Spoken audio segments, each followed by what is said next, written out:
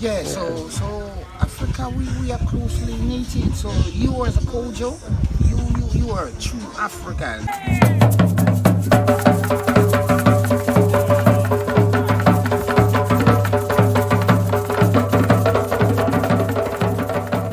Ever since I was a little boy, I had always been interested in discovering my African roots.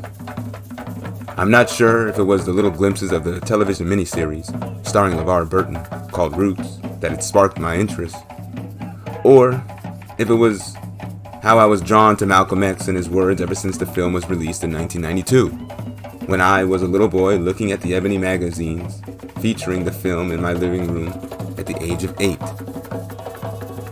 Whatever it was, the idea of discovering my connection to Africa and exactly the part of Africa my ancestors came from was always an interest of mine. Because, honestly, I have always felt African. I had learned over the years that my closest link to Africa would be through my maternal grandfather, James Clouden, who was born on a tiny island, a satellite island of Grenada known as Carriacou. So in the spring of 2022, I decided to make my way to Carriacou to learn more about my African connection. When I was in graduate school at Howard University studying the African diaspora, I learned while reading Richard Price and Sidney Mintz's The Birth of African American Culture, an Anthropological Perspective, written originally in 1976, at a time before the term African American was a designated term specifically for those of African descent in the United States, but more of a term for those of African descent throughout the diaspora residing in the Americas in general. That there were very few places in the Americas where the people of African descent were able to retain African cultural continuities intact, without really being altered, due to the nature and horrors of the slave trade. These authors wrote one of the few locations that they named where African continuities persisted was Carriacou. In Mintz and Price's work, they write that, quote, "We wish we had examples of other plantation areas where circumstances fostered relative stability of personnel, in order to examine the nature of developing kinship institutions in those settings. One potentially revealing case is Carriacou, in the southeastern Caribbean, where the relative stability of slave personnel was reinforced by the tiny size of the island. Today we find there the most fully articulated system of unilineal descent, other than that of the Suriname Maroons, in all of Afro-America, replete with a complex ancestor cult and functioning localized patrilineages." Close quote. Here I am, reading in graduate school, a book by these sophisticated historians, talking about my grandfather's little old Carriacou, an island that I thought no one outside of Grenada has ever even heard of. This made me proud, because I remember distinctly visiting a few years earlier and experiencing a ceremony for my grandfather after he passed, known as a big drum ceremony, or a Carriacou.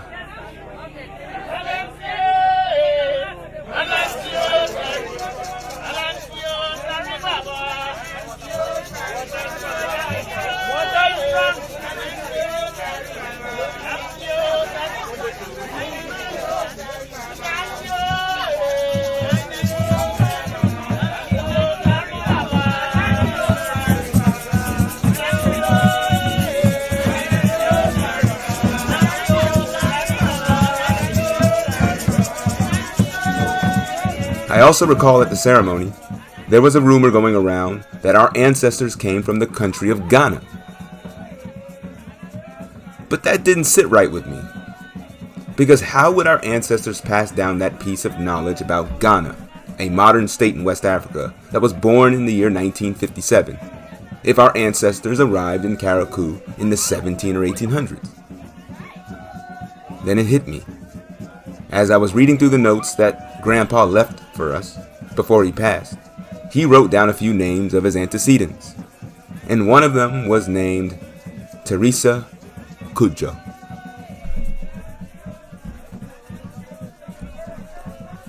Then it dawned on me.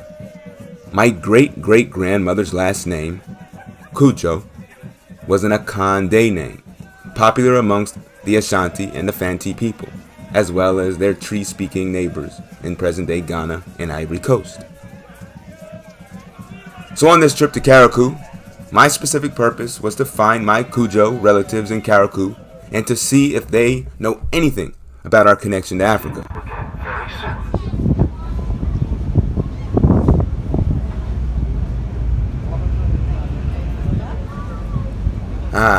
We have arrived in Carriacou, the island of my ancestors, and my link to Africa.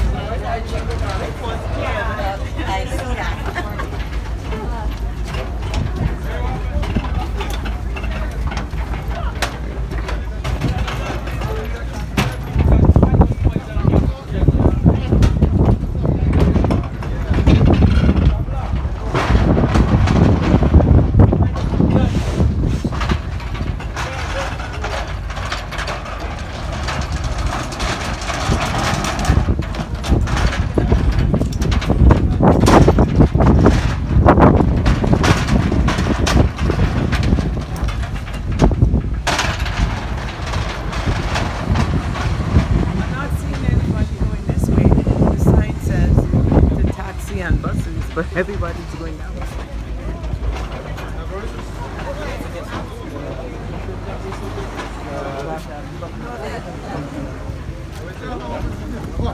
Hey, how you doing? No, we're good, thanks.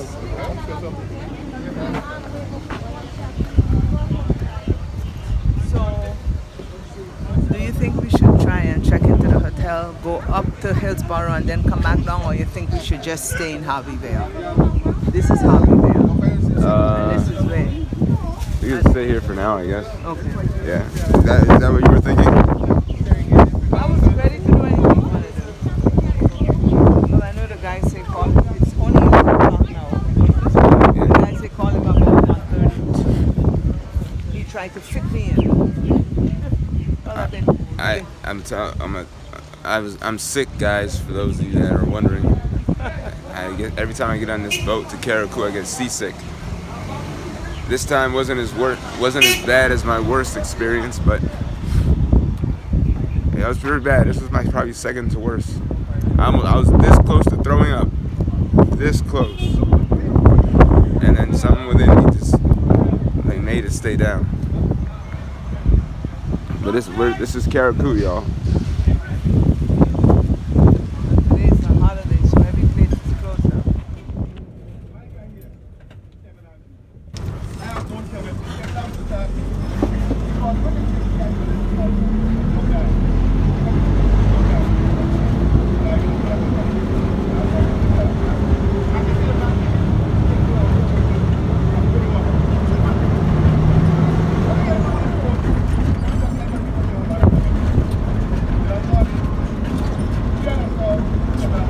Our first stop was to a distant cousin of mine by the name of Patrick Kujo. Our great-grandmother was Teresa Kojo. Teresa Kojo Yeah. from Belvedere, who got married to Charles Clouden, which is my father's, his grandfather, so it's his great-grandfather. So, or great-great. No, Great-grandfather. No. Great-great-grandfather Right. was Charles. Right, Clouden. so that's what I'm saying. Yeah, So- my great-great-grandmother is Teresa Kojo. Right, so his Yeah. great-great-grandfather was Charles Clouden, who got married to his great-great-grandmother, Teresa Kojo from Belvedere. So she was probably Yeah, so she was the Kojo who married a Clouden. Yeah. Right. So they had 6 children. They had Cornelius, Savius, that's what his nickname. Yeah. Everybody knew him by that name. And there was Mercy, George, Margaret, Burke. Yeah. Oh yeah. Yeah, and then there was Jessamy. No, Mercy Kojo was in Bogles. No, it wasn't like that, but we are close cousins. Oh, okay. Mercy Clouden was in Bogles, right there on the corner Yeah. in the junction. Because, you know, I knew her when I was a little girl. So that would be your cousin. Yeah, cousin. Okay, cousin. So there was Jessamy, Burke, Margaret, George, Mercy, and my grandfather, which was Cornelius, nickname Sapway. Sapway. Everybody call him Sapway. You know that? You heard of know? Sapway, didn't you? I can tell you about my grandfather or what, but my mother always talked about Sabwe Kojo. Yeah. I cannot remember if she says a grandfather or father. Yeah. Something like that. Right. My sister may be able to give you that history of her. Yes. She's in the island. But your sister, what's her name? Teresa Kojo. Wait, But your sister's Teresa? Teresa. So that's the same name as our Yeah, great your grandmother. grandmother. Yeah. right, right. Teresa. Did I call her Teresa? They used to also call Teresa Kojo Celis Kojo. No, not that, not the same person. Yeah. No. Yeah, I know. I'm No, just, it's not the same person. yeah. No. Yeah. Okay, so do you have any history at all, Patrick? Like anything about out of Africa, when they came, where they settled, how they behaved, what they did, or anything? I cannot give you the history, but I mean, there is an old man I used to talk about, and Winston Fleury.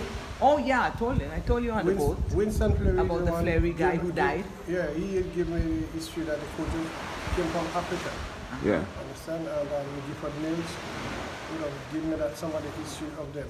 Yeah. But I was small at the time, so I didn't got Right. much of it. When I was doing research when I was in the United States, because I learned that the name Kojo is it's an Akan name from the Ashanti people in Ghana in West Africa, and they said Kojo is for children born on Monday, right?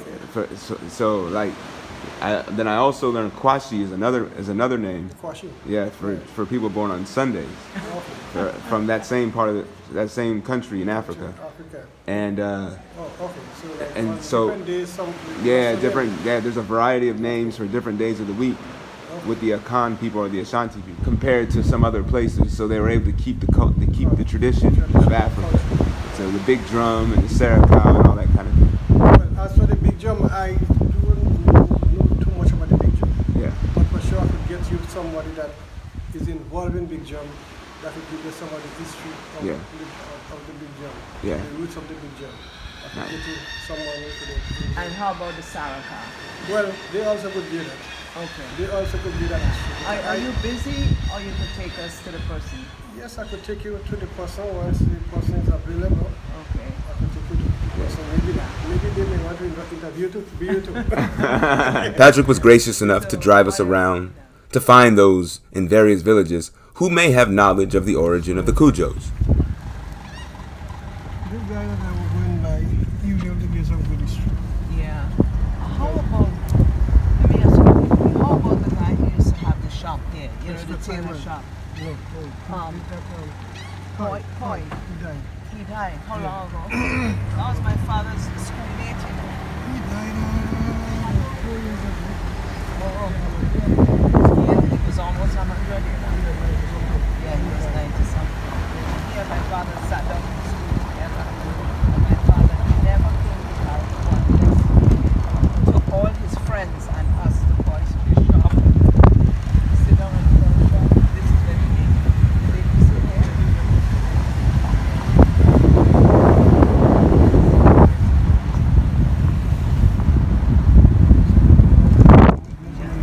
Yeah, that's the museum. yeah, I read about that. Yeah.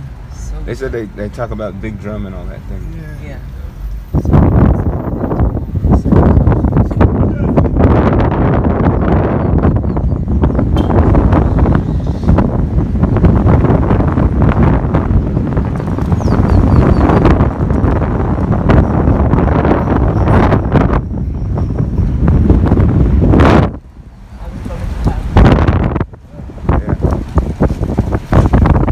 My first time here, we then made a stop by a local griot I can't be by the done. name of Mia. I'm a rubbish talker though. That's alright.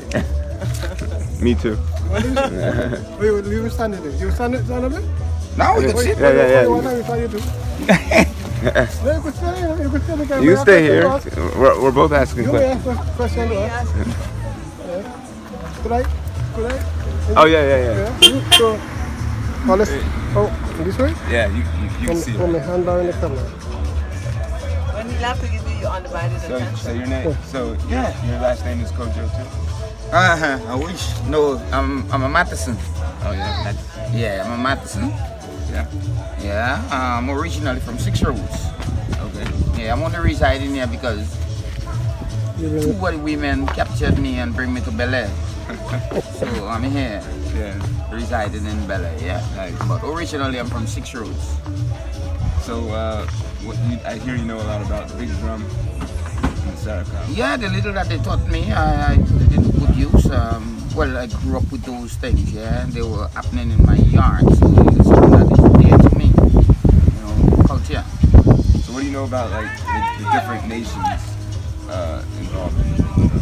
So I know there's like Cromanti. Yeah, there is the nations. I know about the nations, but their affiliations and who associate with them is a little tricky. Yeah. You know, because Carriacou is so neatly knitted that by the time you trace families, everybody is naturally connected in one way or the other.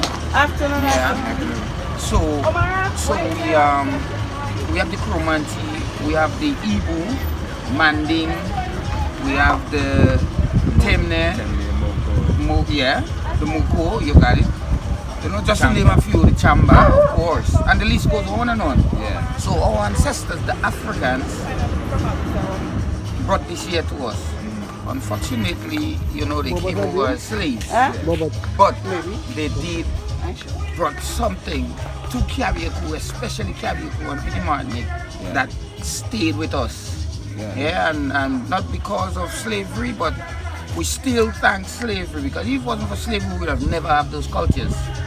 Yeah, so despite they come over as slaves, we cherish our ancestors. Yeah. We know they come from Africa, either Ghana, Senegal, wheresoever. Yeah.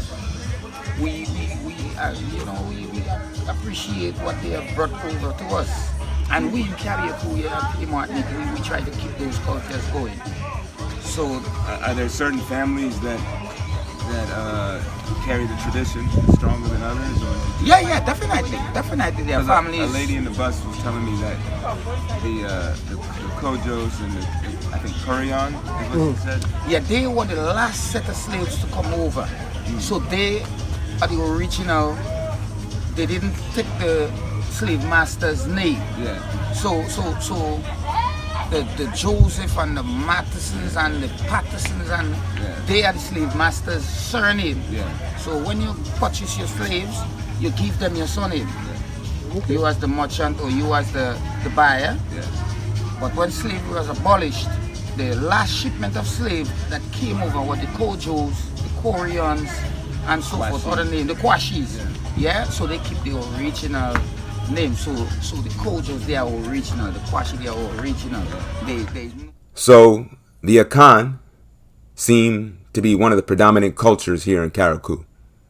According to the Transatlantic Slave Trade Database Voyages, of the 8 coastal regions that produce African captives into the transatlantic slave trade, including the Senegambia, Sierra Leone, Windward Coast, Gold Coast, Baida Benin, Baida Biafra, West Central Africa, and Southeast Africa, the leading region contributing to Grenada's African population arrived from the Baida Biafra region of Southeast Nigeria, comprising of 36% of the African captives transported into Grenada.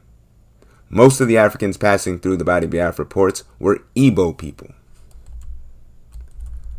On the other hand, the second most numerous Africans imported into Grenada, comprising of a large 19%, arrived from the Gold Coast, which would have been primarily Akan, Tree-speaking peoples of present-day Ghana. Even though the database is not perfect in assessing direct links to Africa, it is safe to say that much of Grenadian and Carriacou culture derives from the Akan and Igbo. But who were the Akan? Just to give a brief rundown on who the Akan are and where they're from, one has to go back to the rainforests of the Gulf of Guinea. The peoples living near the Volta region in the forested area 1,000 years ago were hunter-gatherers. They lived a simple life based on sustenance. To the north of these simple people, in the savannas of Africa, developed great expansive wealthy states like the Empire of Ouagadougou, also known as Ghana, and then later, the Mali Empire. The Mali Empire, rising to prominence around the 1200s, sustained themselves as a powerhouse due to their access to their alluvial fields of gold that various nations around the world coveted. One of their prominent emperors was the richest man to ever walk the globe by the name of Mansa Musa. However, things started to change when the gold fields of Mali became depleted. The depletion of Mali's gold fields around the late 1300s, early 1400s coincided with the forested people's new desire to modernize and become more of an agricultural and sedentary people. However, the people in the forest lacked the labor to clear the trees necessary for this new lifestyle. And as Mali ran out of gold and the forested people to the south needed labor, the two groups decided to engage in a mutual beneficial trade when the latter discovered they were sitting on alluvial lands filled with gold. The forested people received labor while the Mali Empire received gold. These forested people in the south led a secret trade, never allowing anyone to know where exactly this gold was coming from. Things began to change when the Portuguese began to explore the west coast of Africa in the 1400s. These forested people, who would eventually collectively be known as the Akan, redirected their northward trade towards the south. For years, the Portuguese provided labor as well as other foreign trade goods for the Akan people, while the Akan exported their gold. This went on until gold and silver were discovered in the Americas by the Spanish and the Portuguese. And there began a new demand. And this demand was for labor. The Akan consisted of several nations, including, but not limited to, the Denchia, the Ashanti, the Fanti, the Akwamu, and the Wassa. For a very long time, it was the Denchia nation that had a large degree of control of the coastal trade with the various European nations. Wars developed among these various Akan nations for control. By the late 1600s, one nation coming out of the city of Kumasi was becoming more supreme than their neighbors, and that was the Ashanti. Osei Kofi Tutu of the Ashanti led military campaigns toward the coast, eventually conquering Denchia, birthing the Ashanti Empire in 1701. The empire continued to engage in wars of expansion, conquering their neighbors. The prisoners of war throughout the 18th and 19th century were mostly being sent to the Dutch and British Americas as enslaved peoples. Akan Africans, who were generically referred to as Coromantee, named after one of the original ports that many of these African ethnics derived from, were mostly passing through the ports of Cape Coast Castle, Elmina, and Anomabo. The ports of Anomabo and Cape Coast Castle were controlled by the British, whereas the port of Elmina was controlled by the Dutch. The Ashanti formed an alliance with the Dutch at Elmina.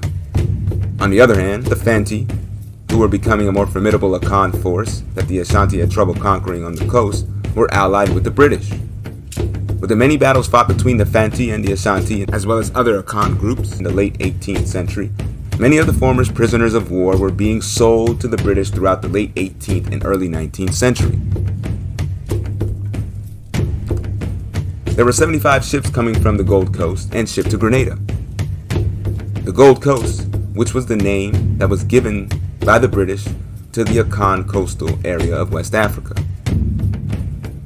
19,932 Africans embarked in Grenada between the years 1763 and 1803. There were ships like Friendship, Africa, Brew Packet, Mermaid, Jupiter, and Nelly, just to name a few, that came through to Grenada during this time period. It is very likely that my Akan ancestors arrived in Carriacou on one of these ships. There were Asante kings like Asante Hene Ose Kojo, Ose Kwame, Osekwaku during these years. But the original names is Kojo is original. Yeah. It didn't come from the. Do a lot of people named Kojo, do they even know that? Or? I don't think so. No, I don't think that they even know that. Yeah. Mr. Patrick is a Kojo, and I'm sure he doesn't know that. Yeah. The Kwashis, they don't know that. That's why we choose you to come and give us the history. Yeah. But, yeah, and I grew up knowing that and hearing my grandma and great grandma, talking about those things. So kind of stayed with me. So your great grandma's a Kojo? No, there's nothing to do with Kojo. No Kojo? No. Oh, okay. Yeah. Because my great great grandmother is a Kojo. Okay. And then she was from here, Bogus. Right. From Belvedere. From Belvedere, yeah. My grandfather was from Bogus. Right. She married into a Clouding. And then the Clouding. Okay. So you are neatly rooted too. Yeah. But nice. I just wanted to know a lot more because okay. I didn't even realize till later on in life that Kojo was an African name. It is an African name. It is the original African name. So you go into Ghana now, you go into Senegal, you go into Nigeria, you will have the Kojos. Yeah, they are original names. So people like me that, let's say I was a slave, I don't even know, on DNA we'd have to tell me which part of Africa or what surname I would fall under. The Kojo goes straight back to Ghana. Straight back to Ghana. Yeah, so Africa, we are closely knitted. So you as a Kojo, you are a true African. You didn't have no other surname. You didn't take the slave master surname as Mr. Basil or Mr. Bain or Mr. This or those are European names. So can I ask, how did you become involved in the Big drum? big drum?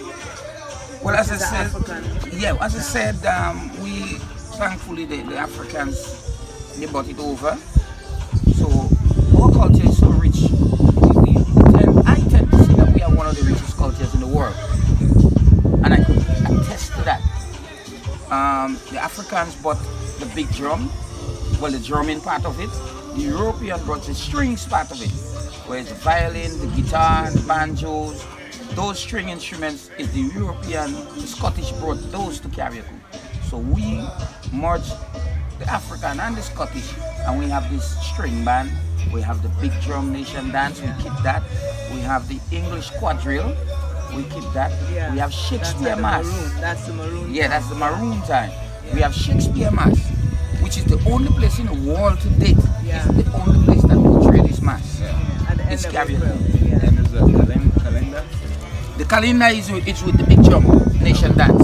It is, yeah. The Kalina again is a tribe. Yeah, it comes from the Congo. It comes from the Congo.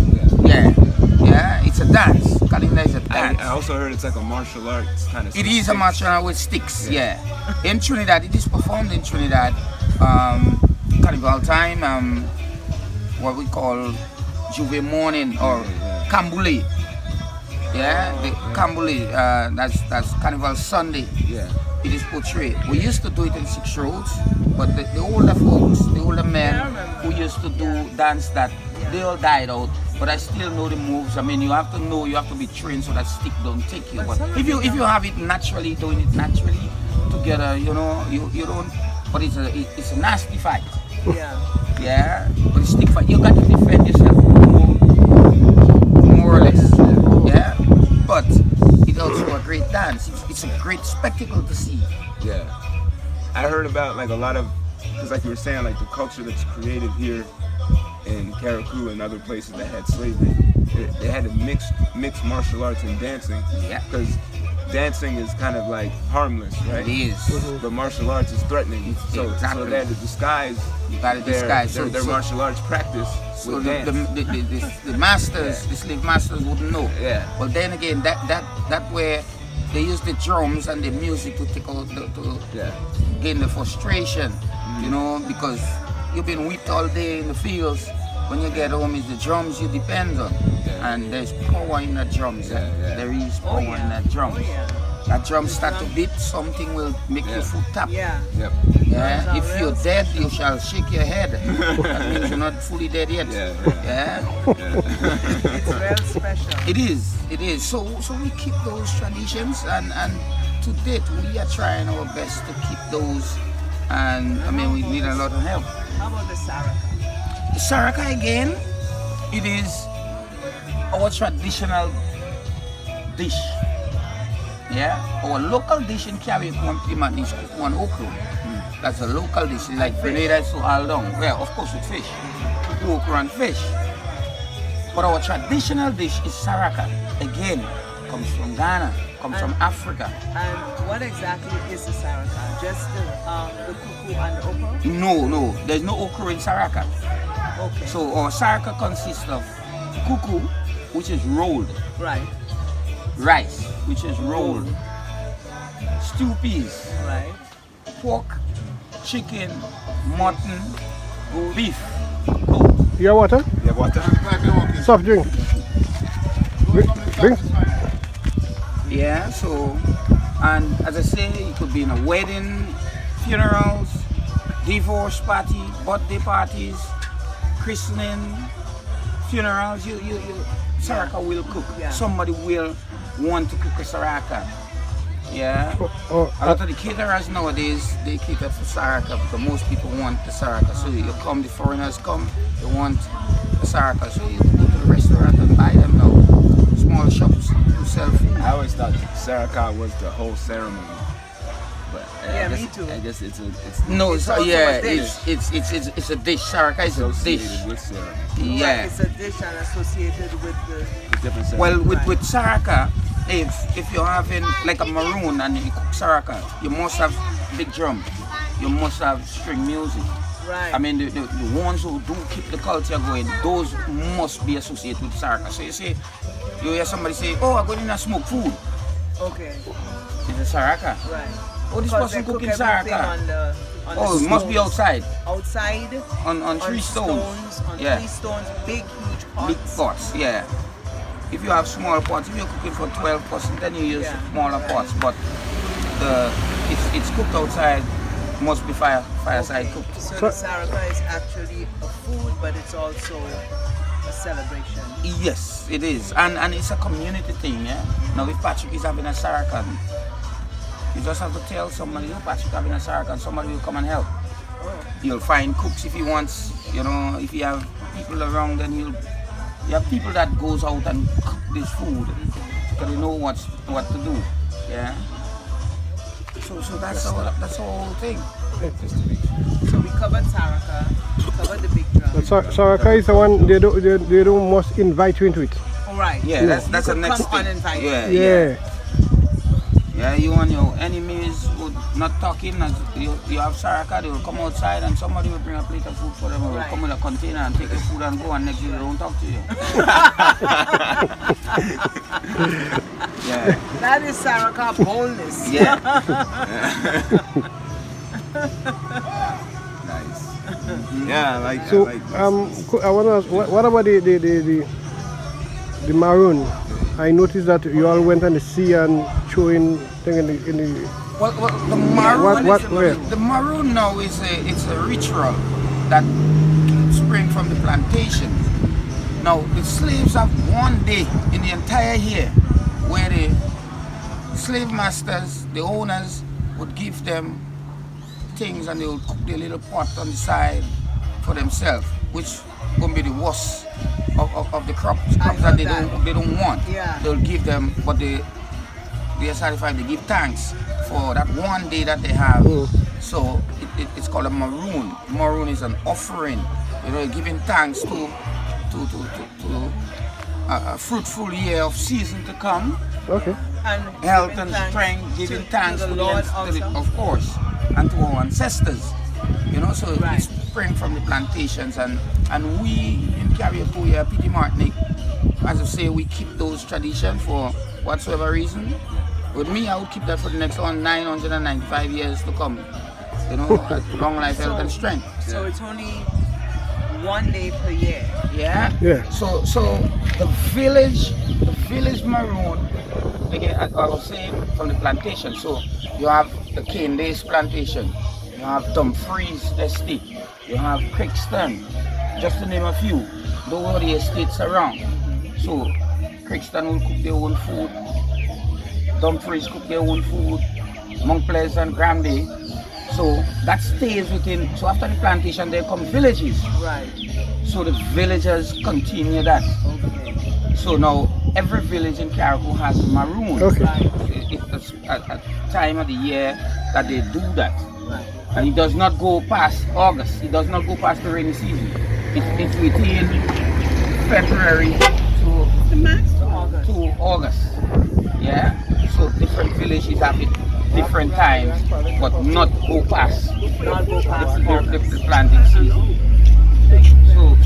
So the maroon is just the cooking of the same saraka food, but this time you offer the Neil. ancestors something. Yeah, you take it to the port. Neil, Where the slave come give in. him that. Yeah. He didn't open it. That's my son. You find out we have. It's open? No, it's No. He didn't open that one. Neil, take never mind. take a cover and open it. Take that cover, put it over the next one and open. Look, put it over this one and open it. Yeah, and Right, a part of the culture too.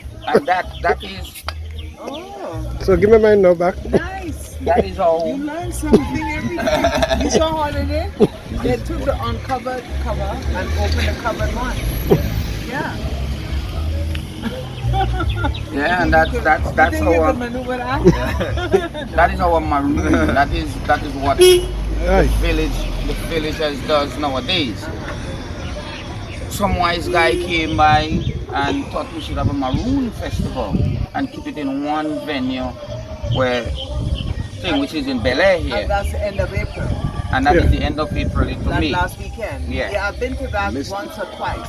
Yeah. Yeah, that's why I asked you about, the date, because I know it starts Friday, it continues Saturday, like different, and then and Sunday, Sunday. it finishes Sunday evening. Yeah. I don't think that was a real sacrifice. That was a No, that was just a money festival. fight. That was a money fight. Yeah. Oh, So you just poured a libation right there yeah, for the ancestors. yeah. Yeah. I didn't do that. Yeah, once I open a bottle, you will always see me doing Yeah, this. once you open a bottle, you Yeah. should throw for the ancestors. There we go. You guys getting the hang of things.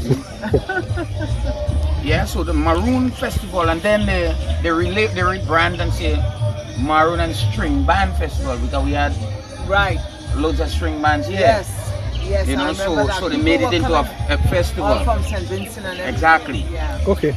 So you could bring some food from please if you have. Thank you. Yeah, more food?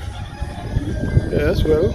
Now they go in the other meat. No, we're not going there yet. We wasn't. That's not maroon. It's not a maroon. No. If it Doesn't was. matter if it's a Maroon or not. Oh, No, okay. it's not a maroon, it's not a Yeah, we listen. We go on it. Huh? Yeah. We go on it. So that's about it. That's the cultural part of it. All right. That's very nice. So much. You're welcome. If we want to see some more Saracas and Because I don't want to talk. drum and souls, we could locate it on Tell them we're coming, right? Yeah, we you coming for go the food. on Explore Carriacou and Petit Martin. I heard you all have What come back? There's something what somebody will call it. Yeah, Miss just Howard. went. Yeah, I Last heard Friday, Big Maroon. Last Friday. Last we missed Friday. it. Yeah. So Well, I'm in charge of that maroon. I want to ask I'm a question, man for that. Mr. Madison. Yes. When is the next one? Next one will be next year, April. No, we're talking about 6 words in Carriacou. So no other. Nobody has heard nobody saying anything. Saracas? The Saraka would always be, Yeah, it's just Yeah, at the it's spur just of that- the moment. yeah. thing. Yeah. somebody come to do A tombstone, a tombstone. especially. That's what I was just about to say. Especially a A tombstone. Are we doing a tombstone, tombstone? you must do Saraka. Isn't It is a Grandpa must. getting his stone redone? Yeah, but And that then we did it already. that could be a saraka. Like you go and we face a stone and this thing you want to do. What do you call it? A plate? You do a It's a plate. plate. We could do a Sarah for us being here today. So, okay, my father passed in 2004, and I redid the stone about 3 years ago. We didn't have any saraka or anything, but we could still have a saraka anytime we want. Yeah. You have what you call a plate. A plate. Apparent plate. Apparent plate. Where you take off, you're doing that especially for your father. So it's a special thing where you have to cook certain things separate and you take it on the table and you put it inside. And that come from Africa also. Of course, it's the same thing. You go and explore Carriacou and Petit Martinique, you'll see all our So what do? You just send a link to him. I will give you a number. My father. And you'll see all what we're doing. Rena sitting there, we does that together. I read somewhere that the Igbo, they were the ones that put a lot of emphasis in having a formal send away to the ancestor. Right. Because they say like a typical funeral is done, it's rushed.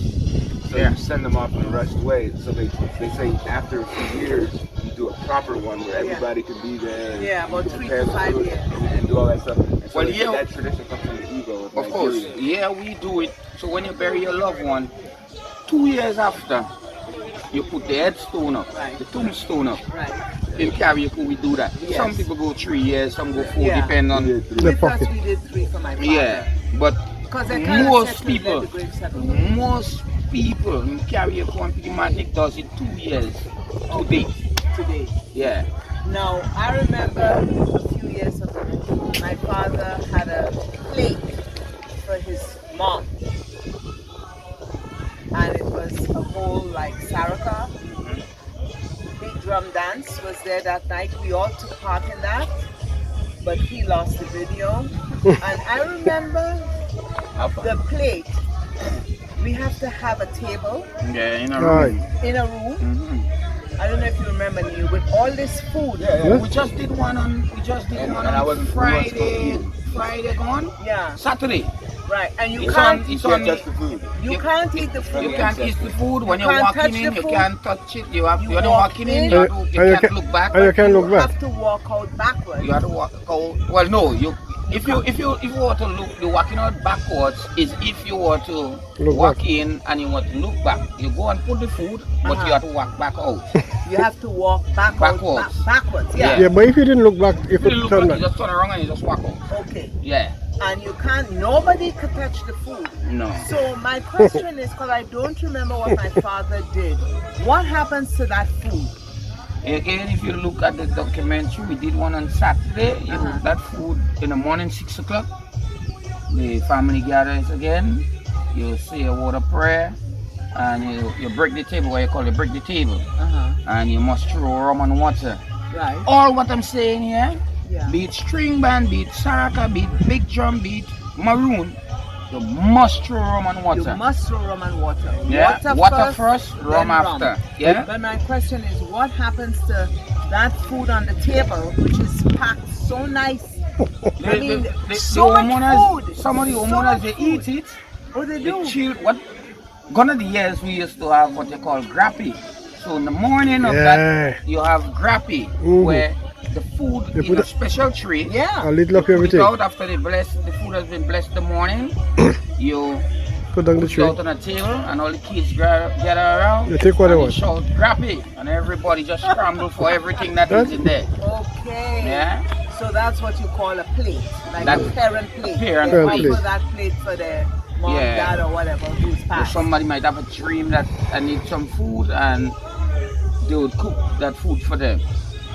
Yeah. And do it in the same way. Same way. Set the table up. Set the table up. Walk forward, walk Yeah. back. We just did 2 parents still. If you again explore Carriacou and Petit Martinique, you'll see loads of those things, and some you might recall and you'll say, oh yeah, that's how it is done. Yeah. But we have documented Very loads of good. them. Very good. Yeah. It's 4 of us a day now. Come, 4 of us. Where you going with that? Well, no Bessie alone that is here. You know, if you know bring back Bessie on. Don't give one. Give it 1 person a day. I hope you ain't overfed me again. No. Like, you know me, I'm So that's all of it? What kind of soup is that? Don't say split peas. Yeah, split peas, yeah. Talk with split peas. You know why I say don't split peas? You love it? Hillsborough, they're making a pot by the beach. And it's split peas. Yeah. But don't take me out to that. No, No, no. no, the soup. We'll stop it now, you know. What is your real name? Malcolm X. Is that your legal name? As far as I'm concerned, it's my legal name. Have you been to court to establish that you are? I didn't have to go to court to be called Murphy or Jones or Smith. Excuse me for answering you this way. That's if all right. a Chinese person were to say his name was Patrick Murphy, you would look at him like he's insane, because Murphy is an Irish name, a European name, or the name that has a Caucasian or white background. And a yellow person, Chinese is a yellow man, and he has nothing to do or no connection whatsoever with the name Murphy. And if it doesn't look proper for a person who is yellow or Chinese to be walking around named Murphy or Jones or Johnson or Bunch or Powell, I think it would be just as improper for a black person or the so-called Negro in this country, as we're taught by the Honorable Elijah Muhammad to walk around with these names.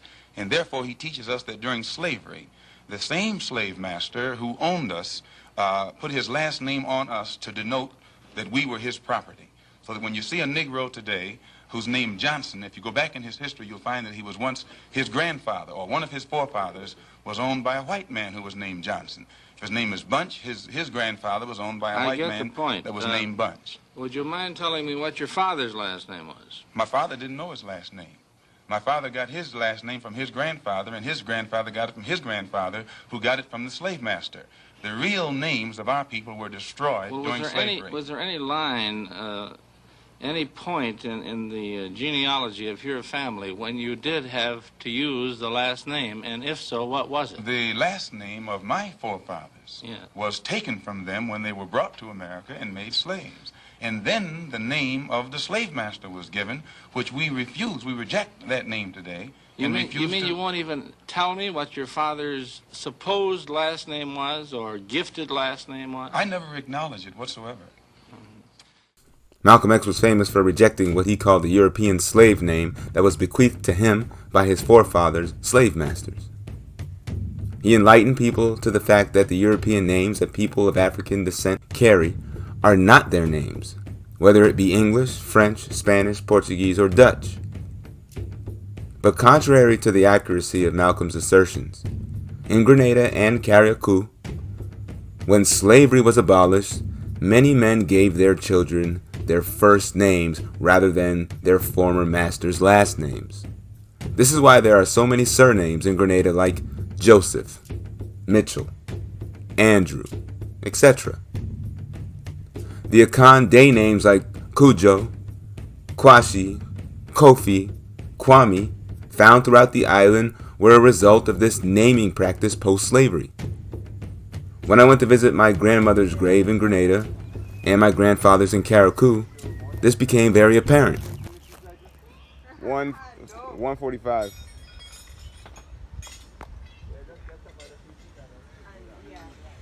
Kwashi.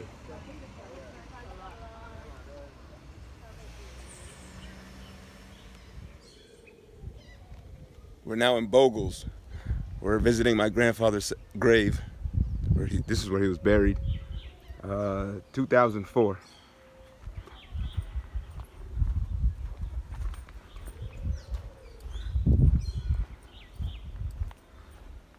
It's a long walk-in, so. All right. So, who was telling me this was Patrick's daughter. Patrick's wife and Patrick's daughter was telling me of this lady who we need to talk to. And I said, okay, give me her phone number for her family's phone number, and she died. She died the same day. Yeah. So. All right, so here we are at my grandfather's grave in Bogles, Carriacou. We had the Saraka tradition, big drum ceremony back in 2007, and then I came here again.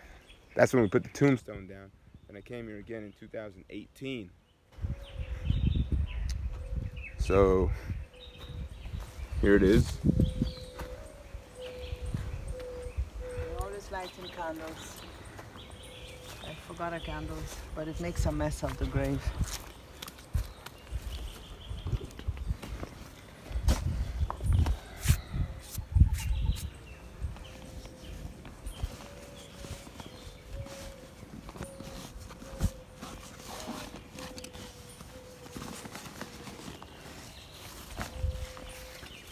Boy, don't tell me I did not. You didn't bring the rum? Where could I have put the rum? He's gonna haunt you, man. I'm not finding it. See, this is a tradition. We're supposed to throw rum on the grave, pour a libation on the grave every time we visit, and then leave the bottle here.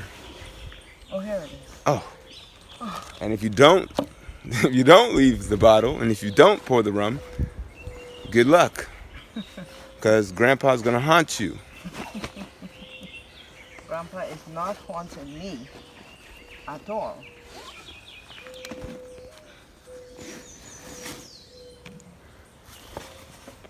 And then also a little bit of water. I got some water. Okay.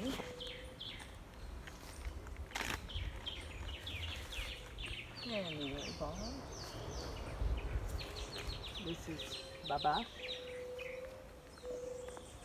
This is not Jack Iron. Carriacou famous rum. This is Babash. Like in moonshine. So here we go. Here you are, Costnell. My daddy. Is this cracking already? I just repaired this 3 years ago. It's cracking. Oh. Enjoy. Enjoy. Enjoy. Enjoy. You can throw the water.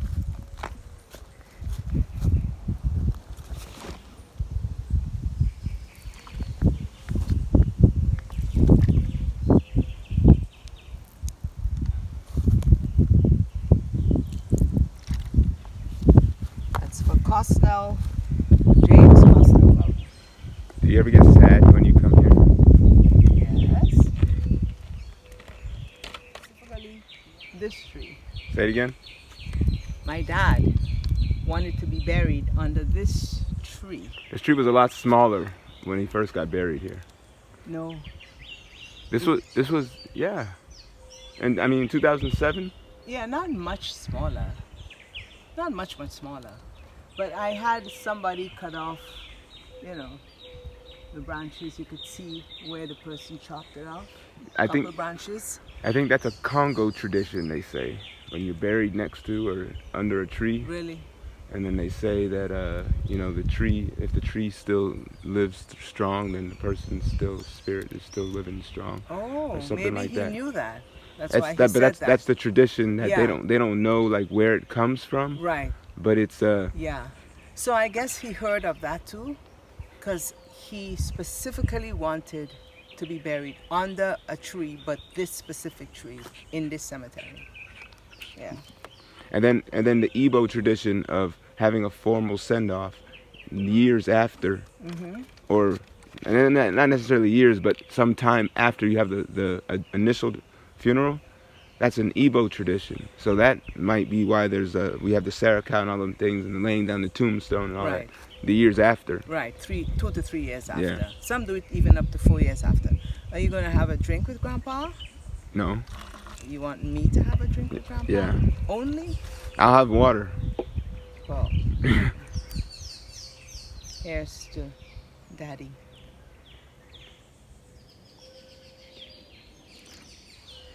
Good.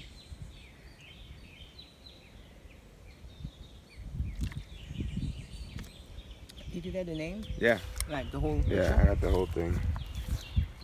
I got and some have to get somebody to come and fix it. All these relatives here. Yeah, because Nathaniel Clouden. That's my mom's maiden name. George Clouden. You come up the hill over here. so I leave this in here. Here's another. Oh no, that's still Nathaniel Clouden. He had an old thing before.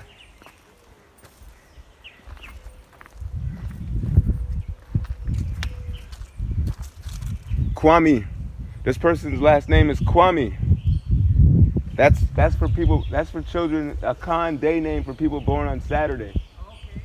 Kwame. So you see they had a lot of that here. There's also What you put in?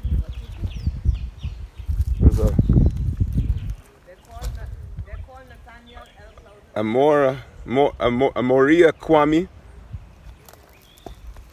Wow.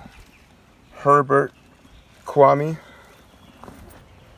And in Ghana they spell it Kwame mostly. This is Quammie. Huh? They call that clouding guy a shepherd. Wow, Fairly neat to this, nothing printed on it. so I'm seeing Clouden name. I'm seeing other Akan day names as last names. In addition to Kojo and Kwashi and Kwamina, there's Kwame. Yeah, that's cousin Mary Claire. She was a Noel. She married a Noel. Here's cousin Mary Claire. Mary Claire. See her picture? She got married to a Noel. But she was One of the ways that this retention of African cultural continuities was possible was by the fact that the majority of the Africans in Carriacou were claimed by two Scottish brothers by the names of John and George McLean. By 1832, George owned 2,200 of Carriacou's 3,200 enslaved people. He was a principal proprietor on the island, and he was considered a liberal landlord, establishing a policy on the island that required the enslaved to complete one task a day, and when the task is completed, they were free to cultivate their own gardens and tend to their own affairs. I found dozens of enslaved Cujos in Grenada in the slave records of the 1820s, but I only found two in Carriacou, and both of these Cujos belonged to George McLean, and they were born in 1797 and 1798 in Carriacou. Maybe one of these were my ancestors. Or maybe not. As we continue to ask around, a different story would be revealed. You were told? Yeah. So she was Teresa, and she got married to Charles Clouden. Okay. And they had like 6 children. Yeah. That's nice. Yeah, and That's then, nice. That's no, because you And are so much younger than I am, and you can again because he wrote it down. Right. Well, So he said there Some were. entities. Yeah, I knew some of them. Okay. Yeah, I did meet about 2 of them. Okay. And then there was Burke. I didn't really know Burke. I heard of book as well. Yeah, maybe he went away. Whatever. Early. Because, And then there was- history is to trouble. Yeah. And Yeah. then there was Jessamy. Correct. So that's so Okay. Teresa Kojo and Charles Clouden had these 6 children. Right. So my grandfather was Cornelius, Yeah. who was also called Savoy. Savoy. I think everybody Oh, Sovereign. Oh, Sovereign. I think the proper name was Sovereign. okay. Have you? Okay, this been because that's what I saw in the cemetery. Oh, okay. Right. Have you been to Carriacou before? I've been to Bogle Cemetery. The existing one just over the hill. Right. Well, right. There was the old one over the sea. You see some houses in the distance called Windmill. That was the local name for that cemetery. It's 2 cemeteries. Okay. I know the one. Right, just behind The the hill. Bogles. Over the hill, Yeah. So cousin Mary Claire. You have to go through cousin Mary Claire Road. Right. So you didn't know? Did you know cousin Mary Claire? Yeah, I knew cousin Mary Okay, Claire. that's good. Yeah. So, did you travel? I traveled. Where? I came back To the States? 15 years. Yeah, I came back 15 years ago to live in Grenada. But when we were younger, we came up to Carriacou as children Visit? every year. Yeah. I understand the part, yeah. But let me see. So what do you know about the Kojos and Africa, coming from Africa? I haven't got a clue, my dear. No? No, I don't know anything. Nothing about how they came from Africa It's here. a pity. I've got a cousin who is a history professor. He lives in the States now, he lives in Texas. Uh-huh. Do you have his information? Yes, I have his So collection. before we What leave- I'm saying is, do you intend to travel back to the States? Yeah, I live in the States. Okay, well you can link up. I'll give you And down. Okay. he's also, a professor. I'm a history In professor. history? Yeah. So Right. both of them can link up. Right, and being right. a cousin and all. Right. Right. So- Well, he is close to Anselm. Okay. Anselm is his personal friend. Nice. Yeah. Yeah. My son is younger than him, by the way. Right. But they link up. Right. Yeah. Yeah, yeah. So you can tell They him have a you visited Yeah. Isaac and right. Isaac Cujo Anselm Crowden. spent many years in England and apparently lost connection with some of the traditional history. But it seemed as though the best bet at this point would be to interview my Uncle Anselm, who, though my mother's full-blooded sibling, was born in Carriacou and spent much of his youth there. When we arrived back in Grenada, I scheduled an appointment to meet with my busy uncle. Was a fellow that grew up in the village. He developed with our best drummer and dancer, Oh yeah. the late Winston Flair. Oh, I told him about him. Oh, yeah. We heard of Winston him. died. Yeah. But Yeah. this guy, Baldwin, we grew up together in He's the village. taking over. He is a man that has taken over from Winston. Okay. So that would be that when if you're getting into the drumming aspect, that would be the guy to speak with. Okay. Yeah. What's his There- name again? Baldwin. Baldwin? He's a Douglas. Okay, we'll get him and then you could contact him by Facebook or email or that kind of thing. But what we need to do... We also wanted to, next summer, have the kids go and learn some of that stuff. Okay. The drumming. When they come down next year, we want to take them up there to learn a little drumming. Because Drumming, yeah, that's- the guy Neil was saying that they're teaching classes and stuff Yeah, now I think so. for the Yeah. younger, But let me keep the ask you tradition. this. Tell me this. What, so tell me. no, I just want to know, like, when was the first time you've ever learned that our ancestors come from Ghana?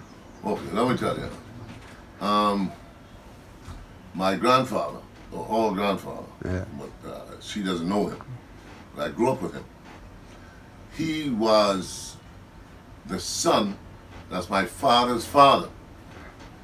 He was the son of an African called Salis, who got married to my great-grandfather, Charles Clown. Yeah. But she was a Kojo. Yes. Her mother had come directly from Africa. Salis Ghana. Kojo's mother Salis' came mother was straight from from Africa. Yeah. Her mother and her father were Africans who came to Carriacou. Yeah. Uncle Anselm says that Salis Kojo's parents were from Africa. But Salis was born around the year 1867. This would make her parents probably born between the 1820s for the earliest and early 1850s for the latest. According to the Slave Voyages database, the last slave ships to come from the Gold Coast to Grenada arrived in 1803. However, this doesn't mean that no Akan people could have come after that point. As historian Gwendolyn Hall discusses in her work, the slave trade database doesn't always take into account the hinterland slave trade in Africa. The last slave ships to arrive in Grenada came in the 1830s, and they were from the Bight of Benin region, which is next door to the Gold Coast. If Uncle Anselm is correct about my great-great-grandmother Cujo's parents coming from Africa, it is likely that they would have arrived on these ships as children. So that's what that tells you. That Salis' father and mother were there in the 18th century. They came on a slave, the ship that was wrecked outside of Carriacou on the reef. And that's how that ship had come from Ghana. That's how Carriacouans, for the most part, are Ghanaian. Yeah. I've seen a lot of the names on the tombstones. That's right. Like Kwame and Kofi and Kwashi. Yeah. And Kojo. Yeah. That's right. Wow. So we distinctly African in that context. So did they actually like? But my grandmother here, her father was from Aberdeen, Scotland. Her mother was from Dominica. Her mother was black. Okay. And her father was a white man. Was a white man. Yeah. Yeah. A MacDonald. John A. MacDonald. So your grandfather, you said it was Charles? Yeah, my great grandfather. Your great grandfather. Yeah. He's the one that would tell you that. No. My grandfather Cornelius. We call him Savoy. Okay. His nickname was Savoy. Yeah. He had West Indian Eagle. Yeah. So I used to come down with my grandmother. We used to come to go by Aunt Vicky. Yeah. On St. John, well, she was on Queen Street then. When she would have these kids, Mama would come down to help her, and I would come down with Mama. Yeah. Yeah. So I'm accustomed to the Carriacou Grenada Yeah. voyage on the boat since I was a little boy, maybe 3-4 years old. Nice. Coming over with my grandmother and my grandfather. Well, my grandfather was the one. He was very black. Yeah. He's a Clouden. The Cloudens are very black people. Yeah. Because you see, his mother was a black African woman who never wore a shoe. Yeah. That's my grandfather's mother. She never wore shoes. And that is that Salis? Salis, yes. Yeah, Salis never wear a shoe. Yeah. You know, tell you how primitive they were. Yeah. But Charles Clouden was a seaman. Her husband, that's my grandfather's father. And the house is just above our house in the Bogus. He was a sea captain, and he really made good because he left all his sons. Well, Uncle Jessamy had Jacinta, Uncle George had Baby Maud 1, Baby Maud 2, and my grandfather had West Indian Eagle. That was our boat. So my grandfather did a lot of trading between here. When he got old, I'm told, before he died, I know he had sold West Indian Eagle. Yeah. And he got a stroke and was home. And then that's when he operated the shop downstairs. Okay. Yeah. So the old house had a shop downstairs. Where did he travel to? Well, he went to Guyana, Trinidad, Dominica. Well, we have children, we have uncles in St. Lucia. Right. We had a kid in Dominica. He never went to Jamaica. Okay. Jamaica was way out. Yeah. We'd go Guyana and bring rice and cooking oil. I remember we had big drums of cooking oil in the shop. And you open a tap and you fill a little bottle of penny water, cooking oil. Were there any like African traditions that you can recall, like spiritual traditions, like sacrifice and things like that? Yeah. What they call sacrifices is more like maroons. Yeah. And we still have that tradition where, and I've seen it happen where I grew up in it. As a matter of fact, I went to a maroon last week, 2 weeks ago when I was in Carriacou. On the 22nd. Yeah, we heard about that one. Yeah, we missed that one. That was a good maroon. That's 6 Roads maroon. Did they have any of the sacrifices? Well, it's not really, we don't call it sacrifice. You see? Come and see this. This was me at the maroon. This is where they were cooking. I was coming down. You see them cooking there? See the thing there? Yeah. And she was taking a video. You know the operator better than me? See the food. Yeah. Video, you want video or picture? This is video. So I need a video taken. Nice video. Nice video? Yeah. Okay, good. Nice video.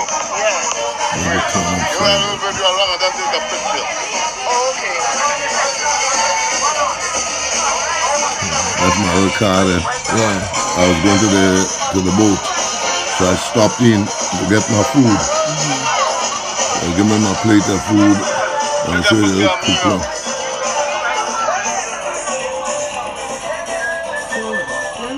See the pot over there? Yeah, the big pot. Yeah. Wait, let me take a picture first. I see, yeah. We had something like that when I went to Carriacou in 2007 for Grandpa. Yeah. Yeah. We had a little. But when we were putting up the stone, we had what's called a stone feast.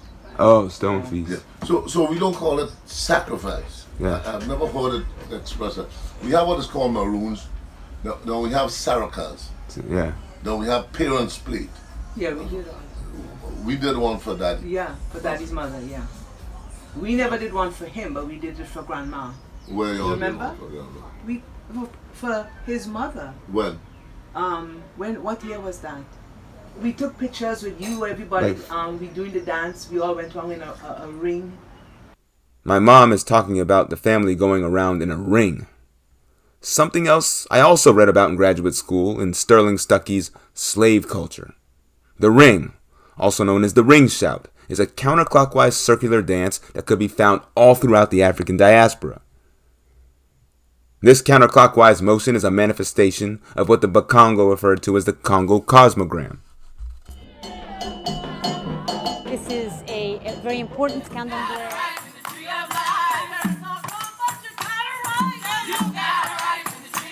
Percy, Keith and all was up there. That was for Mama or Daddy? No, it was for Grandma. That was in the 90s, I think.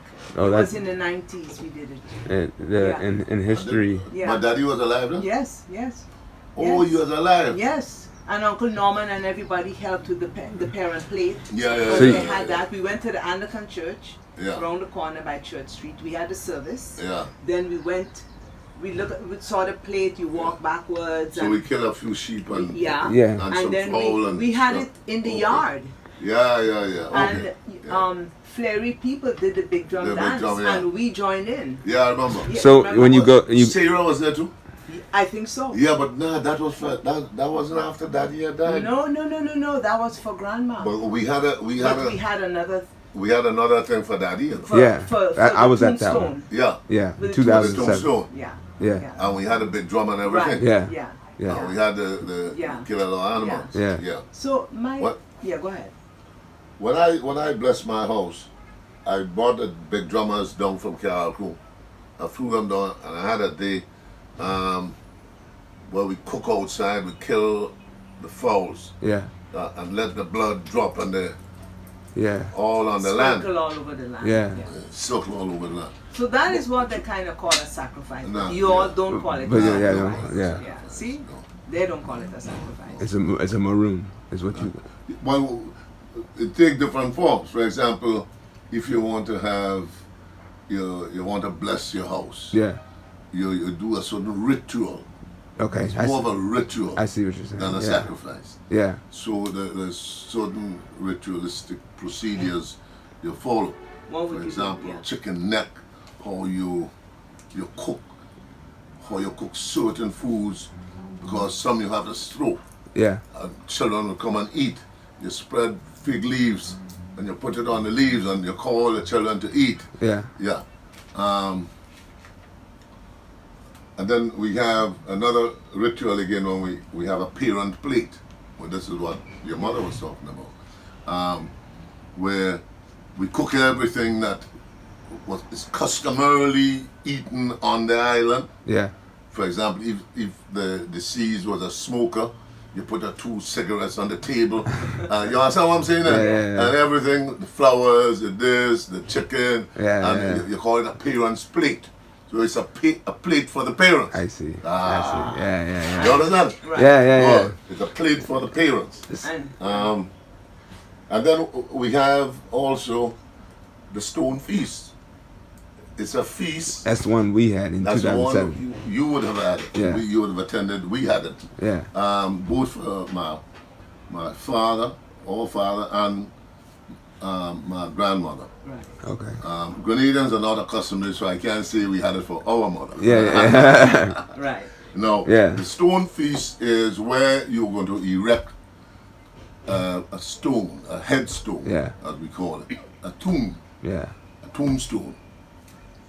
And what we do is we prepare the ground by doing a lot of blessing, throwing a lot of water. Now we have a customary thing where we ancestors base everything. The present living is a recognition of the past. Yeah. So that you go to the cemetery, you prepare the ground. Because now you're going to interfere with the remains. Oh, okay. Yeah. So there's that. It's a sort of ritual. Yeah. How you prepare the ground. Okay. Before the men go there to start building the tomb. Yeah. Okay. The ground is prepared through a ritual. So there's a lot of reverence. Yeah, a lot of reverence and a lot of sacredness in terms of the procedure. And they throw the water, you throw the thing, you talk. Yeah. And they have a way of talking to the spirit. Yeah. So. Can I say? Yeah. That's a peace. Yeah. Right? So you kill a lot of animals, sheep, goat, all the animals, edible animals on the land. And you have what is called a saraka. We call it a stone feast. Yeah. And that is accompanied by music, big drum. This is where the drummers come in and we dance. Now, the big drum is used both for ceremony and for amusement. Yeah. So you see, the drum is distinctly African.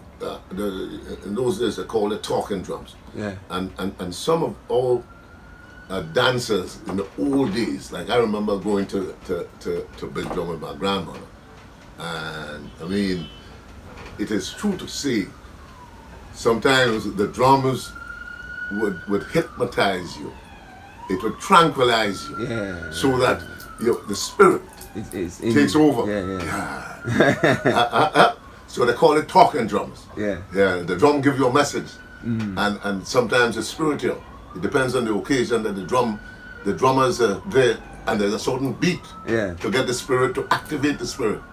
But you have the good thing is you have to be a Carriacou to get that. You have to born and raised there. You don't have to be just spiritual. You have to be a kayak. No, not to be spiritual, but to accept the communication from the drum.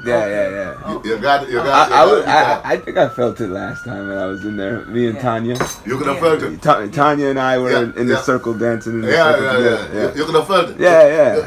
You see, you won't get into it, but you could have felt it.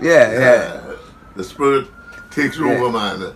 I see sometimes, I see the old people say Baba and my grandmother too. She was quite a dancer. When she danced, she used to wear these nice frocks. Did you say Baba? Baba? Say Baba, yeah. Oh, say Baba. Yeah. And in those days, everybody had it, it's Tanjane, say Baba, say this. As you became an elder in the village, you got a little title. Say Baba in West Africa means father. Yeah. So we called her Say Baba. She's the one that delivered me. Oh, okay. Yeah. Say Baba. Say Baba. Yeah. So what did Grandma do? She was a good dancer. The grandma used to dance. Used to dance in the ring. Just as we go, you're all going. Sometimes when you go to the stone feast, it's to dance. And we all did that. So I learned we did that. Remember he threw the towel down and we copied you? Yeah, we did that. We copied you because... you go and you do your dance.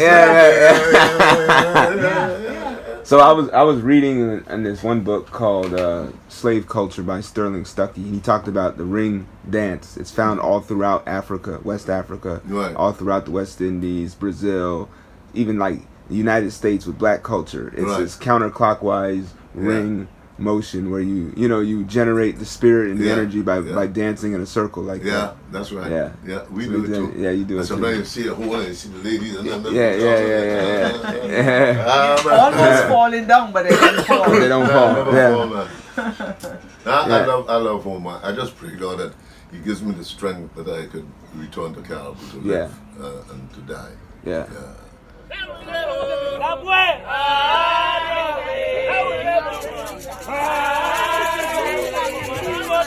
So there it is, my trip to Carriacou, Grenada, in search of my roots. The search is not complete yet, but I feel as though I'm getting closer and closer to discovering my exact African ancestors. And I hope that this inspired people throughout the African diaspora to not sleep on those remote, isolated communities that our foremothers and fathers lived in the days during and after slavery. These are the spots that one could find a link to the motherland, Africa. Thanks for watching. Peace.